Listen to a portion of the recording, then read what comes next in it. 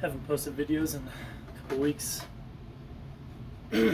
Laziness. YouTube isn't a moneymaker, so.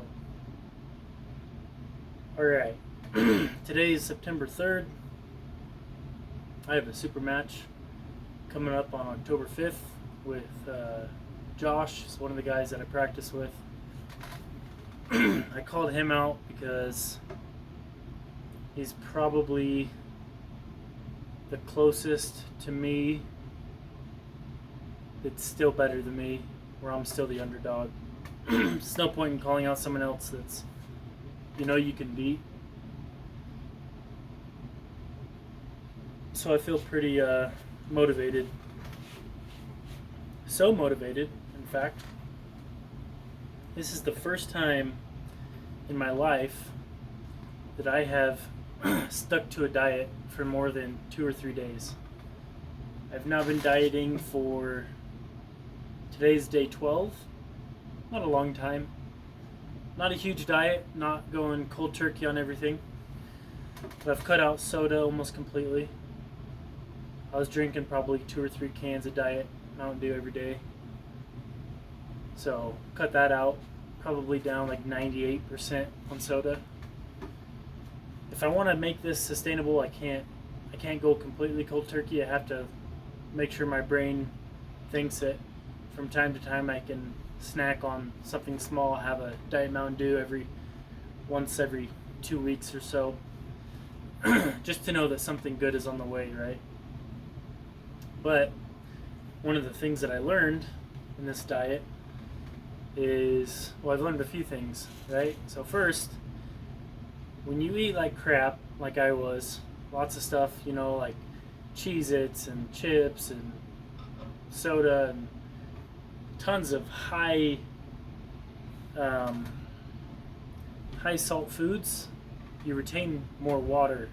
So this is day 12, so since I started, I have lost 10 pounds. And I know a lot of that's water weight, but in that 12 days, 11 full days, I'm almost 11,000 in an 11,000 calorie deficit based off of what my food app tells me I should be eating to lose 1/4 pound a week. So I'm quite a bit ahead of that.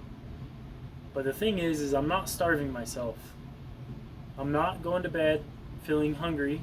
So I feel like my appetite is finally starting to adjust. I don't feel like I'm constantly needing to snack on everything throughout the day. So that's nice. And so when I say I'm not going cold turkey, I am counting calories, like I'm putting it in my app and it'll track everything I eat. But I'm only really going by total calories and protein. So I'm averaging getting in like 200 to 205 calories per grams of protein a day. So protein and then staying in a calorie deficit are really my big goals right now, to lose the least amount of strength that I can while also going down in weight. So for the past couple of years, I have pretty much not strayed from averaging about 245, weighing about 245 pounds. And today I woke up at 235. I'm not cutting water. I know that 10-pound cut is probably mainly just water retention that I no longer need because I'm not eating all the salty food anymore. But if you go by they say about 3,000 calories is a pound of fat, right? You lose 3,000 calories, you might lose a pound. So going by that, maybe I've lost 2 or 3 pounds, 2.5 pounds of fat. But I'm feeling better going on actually doing cardio. Not crazy, again, low intensity cardio, because I'm not looking to be a runner. I'm only looking to help burn fat, so low intensity for longer periods of time. Don't want to be burning muscle. So just walking. I might do a slight incline if I'm on a treadmill at the gym. But I've started walking in my neighborhood a lot more. We have a big hill right outside my neighborhood that goes up. So usually 2 or 3 miles going up and down the hills up here. So 235. If I can make it another 15 pounds, I think I'd probably try and stick to about 220, get into the light heavyweight category, 2 to 220-ish. At least that's what they are normally about here in Utah. I don't want to be in the 242 heavyweight, and I definitely don't want to be in super heavyweight. So if I can get down to light heavyweight, I'm 6 feet tall, so I feel like there's a chance I won't be one of the smaller guys in light heavyweight, hopefully. But that's what I've been focusing on the past 2 weeks. And it's funny, this super match I have with Josh. Josh is an awesome guy. Love that guy. He's super strong, awesome guy to pull with, practice with, whatever. But the trash talking, man, I'm so motivated. And it's just friendly banter, right? But that's one of the big reasons I've been able to stick to this diet, and the things I think about when I want to eat like crap and stop the diet, right? And just go back to eating what feels good, is the motivation, not only for the super match, but to get to a lower weight class and really to be just a higher level of competitiveness in arm wrestling, right? So from here on out, at least until after my match with Josh, it's going to be only right hand. I'm not going to touch left. I kind of injured it at practice last week. Kind of spun my wrist out a little bit on my left. My hand pronation wasn't following my arm, and so it was spinning my wrist out. It's just been kind of painful, so I'm going to give it a couple weeks before pulling again. But yeah, we'll see how the match goes in a month. One of the other exciting things recently in arm wrestling, Troy, if you're watching this, props to you, buddy, but learning how to pull in the strap. Now, I've only begun to scratch the surface of technique pulling in a strap, but I learned a key, vital technique or feature or whatever you want to call it of being able to pull appropriately in a strap. And it just clicked last week practicing with Troy. Maybe I'll put a link to his page down below, even though like 10 people are going to watch this video. But this guy is awesome at teaching arm wrestling. Might be pound for pound the strongest at practice. But that's super exciting because I know my match with Josh is likely going to end up in a strap. He's going to try and get to a strap. I know that. So being able to actually pull in a strap now is huge. Huge. So, alright, yesterday at the gym, I did my main pronation, riser, cupping. So today I'm just going to do some back pressure with pronation engaged back pressure. Like I've mentioned before in a past video, I don't really see the point of doing too much. Sometimes I'll do a little bit, but not too much of just straight back pressure, because when you're on the table arm wrestling with somebody, you're never comfortably being in the center without being moved off and just able to pull straight back without having to really engage your riser or anything. So I find it's much more transferable to arm wrestling to do back pressure with your pronation engaged, because that's usually the start of a match. Is that right? You can pull a weight, you have to wait until when you pull back, you start supinating, you get turned in, because that's what they're going to be trying to do to you, is turn you in if they're going inside, if they are going inside. So pronation engaged back pressure, different than Michael Todd's pronation engaged back pressure. Very different. This is just 45 pounds warm-up weight.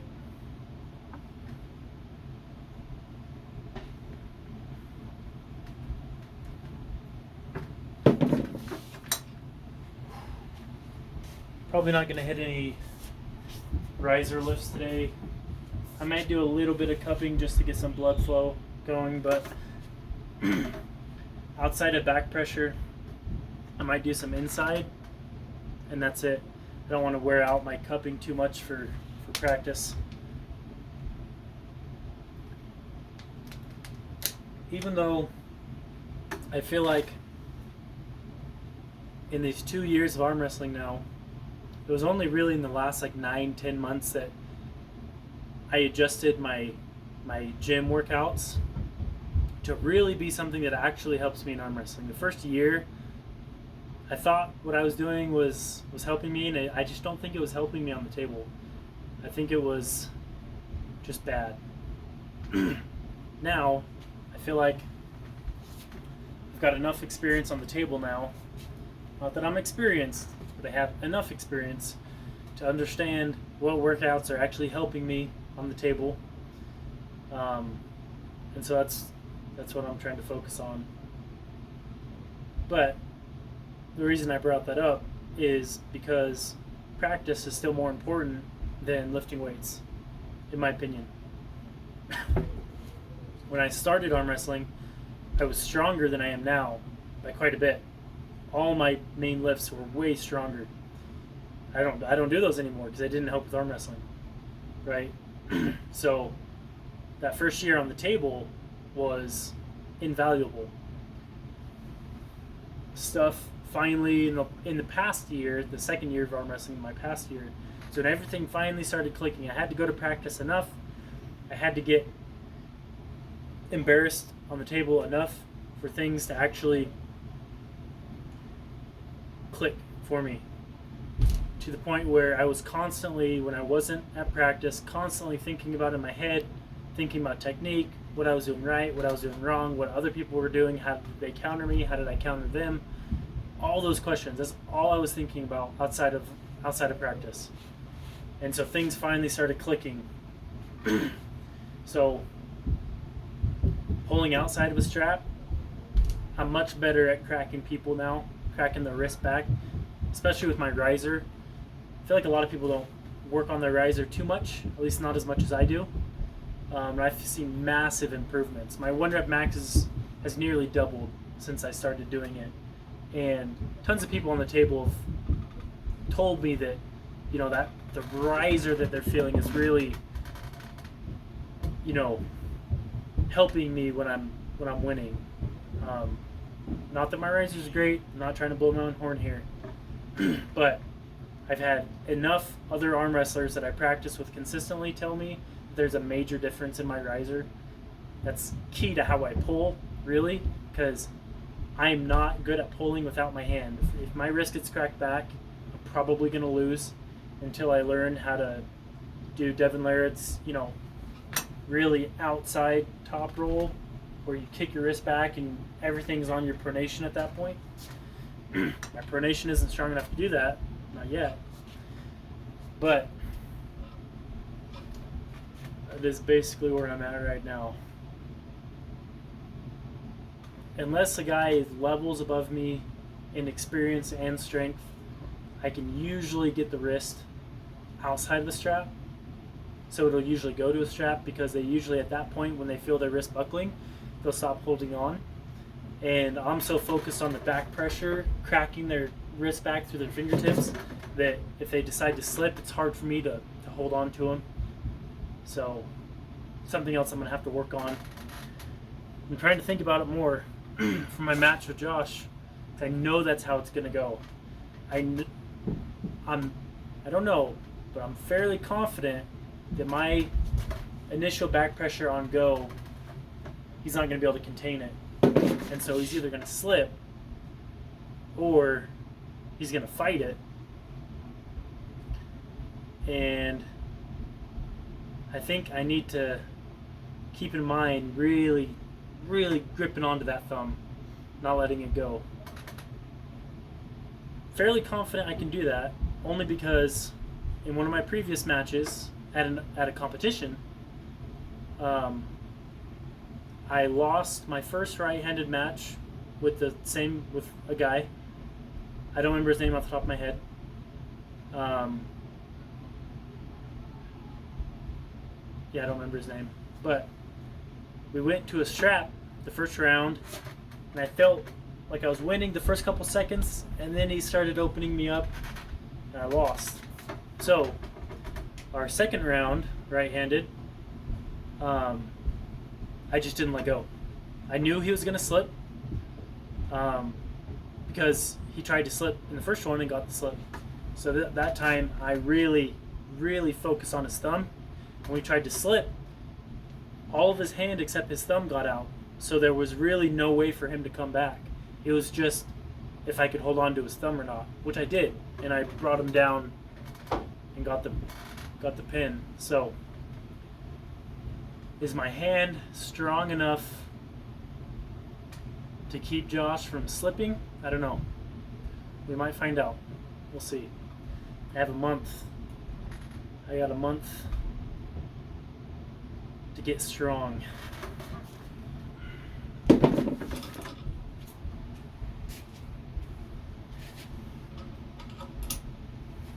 This diet I'm on, I also feel like I haven't lost any energy. I feel like because I'm eating better food, whole foods, my body is starting to understand that this is the new normal. I feel like I'm starting to, even just the walking I'm doing, I'm finding it's easier.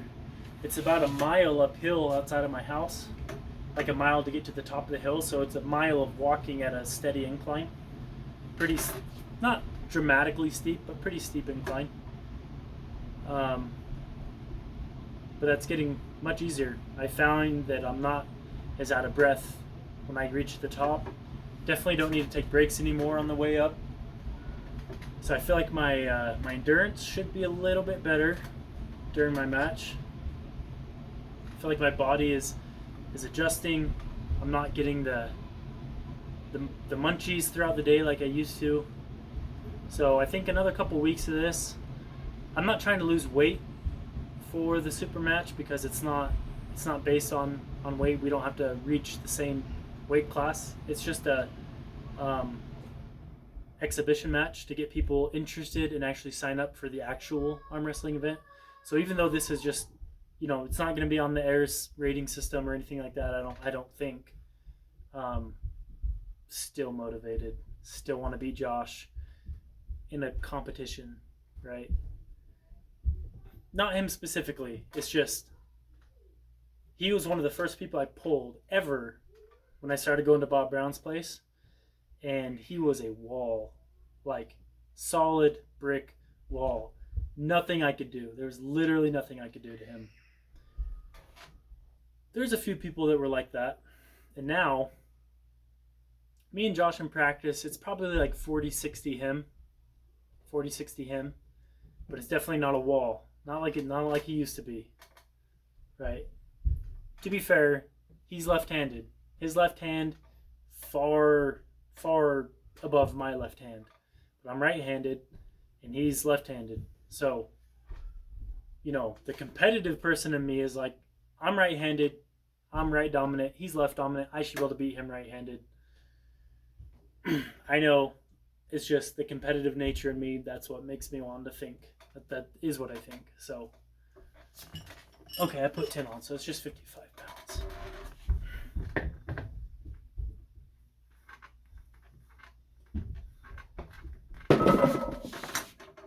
I gotta stop doing my thumb workout so often. I'm getting sore in my thumb.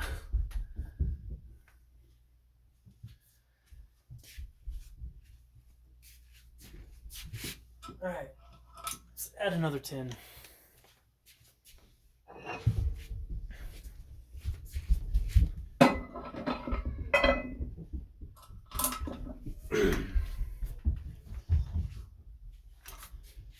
So, nothing really new since the last videos I put out a couple weeks ago. I had this FitCon. If you're in Utah, want to arm wrestle or find out about arm wrestling, come to FitCon in Sandy, October 5th. Should be awesome. Then there's the Brezink Cup, end of November. So those are the 2 matches I have left for the year. I'm planning on doing a lot more next year. There were some I didn't go to this year for different reasons. Unfortunately, I wasn't able to make some of them. But next year, I'm planning on making every single one if possible. I want to compete at least 6 times next year, once every 2 months. And at my level, like I get at like, you know, John Brzezina, he's 60 years old, competes at the highest level still. He takes months and months to recover. I get that. We're not at that level, right? When I get done with the competition, I could go the next weekend and pull at the same level I was at the previous week, right? Because until you get to those upper echelons of arm wrestling, like the best of the best of the best, I just don't think it's necessary that much recovery for me right now. I feel like I'm still in my prime. I'm still recovering pretty quick, pretty well. So there's not enough competitions to do every single month. So I'm hoping, I know that there's at least 6 that are either in Utah or in Idaho or somewhere really close that I can make. And I live in Upper Utah, so Idaho is definitely manageable. So next year my goal is 6. This year I would have done 3. Last year I did 2. Year before that was when I joined, so I didn't do any. So yeah, that's pretty much where I'm at. Have a good one.